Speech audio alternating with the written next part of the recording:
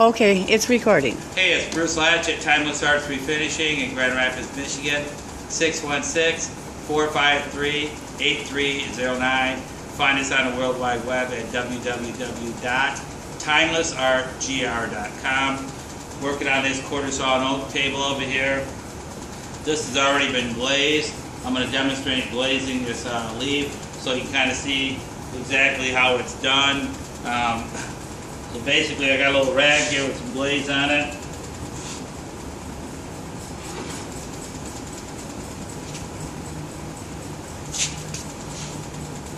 Just kind of wipe the glaze on. Glaze is almost kind of like a stain, but it's meant to go over a finish.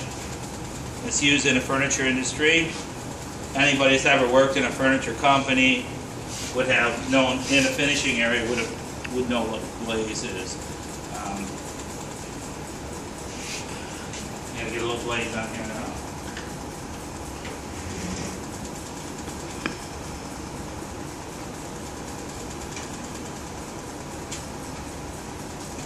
Now this is just a basic type of glazing.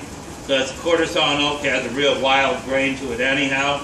But if you were going to be doing like a piece of mahogany, glazing some mahogany, you'd want to strike, after you get it toned back, you'd want to strike the grain with some steel wool and then brush it out, and then you'd have some really wild looking grain.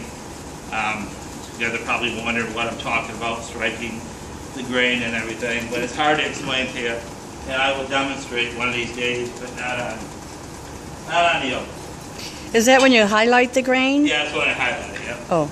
So basically at this point, the glaze is drying a little quick in here because of the fact that it's pretty humid outside. Back in the day they would put kerosene in the glaze, and that would slow down the drying process. Back when you and I worked in the furniture factories? Yeah, back when you and I worked in the furniture factory.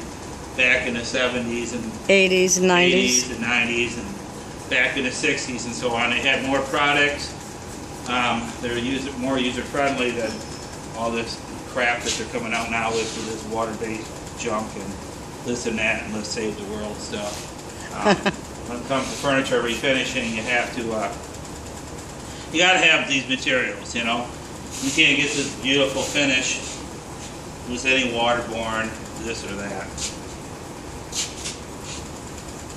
So basically at this point I'm just kind of going around the edges because you want color on them. I'm trying to get the color off, and once you start working your glaze you can't be sticking your hands in the wet product because this is going to show after you coat it.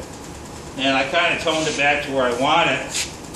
Now what I do is I put it here in the table just to make sure that everything's about the same tone. And I can already see that this leaf is a little bit darker than the rest of them. It was actually a little darker to begin with.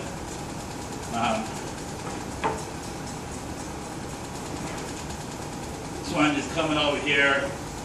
I'm wiping the glaze off, more glaze off.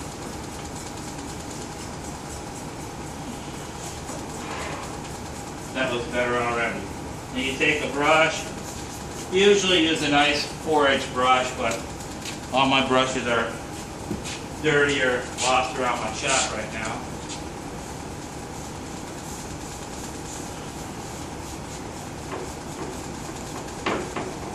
Yeah, Sandy, you want to walk over here and show what this looks like? Okay.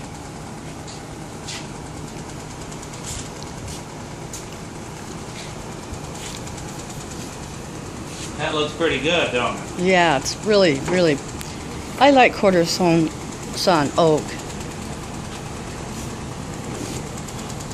Now I'm going to put a coat of lacquer on this. You can keep filming this for a second. This glaze is meant to dry very, very fast, and it was what I would consider a white coated glaze. Mm-hmm. But if I was ever going to put on a heavier coat glaze and it stayed wetter than what we got here, I definitely would not be coating over the top of it. But like I said, this stuff is drying super fast. There it is. Drying up the hip.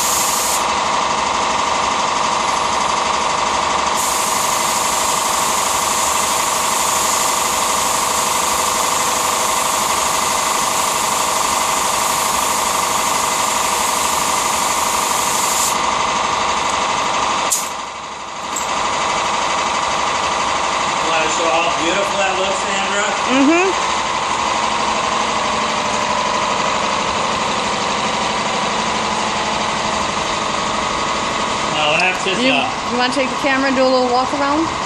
it looks pretty good. Can you see it from here? Yeah. Alright, well hey, so this is when you talk about glazing. This is what glazing will do for you right here. And you have more control than staining something. And it looks a lot nicer too. So, thanks a lot. We'll see you now in our very next video here. We're going to be over here refinishing a pub table. We got 2 finishing rooms here. We got so much happening.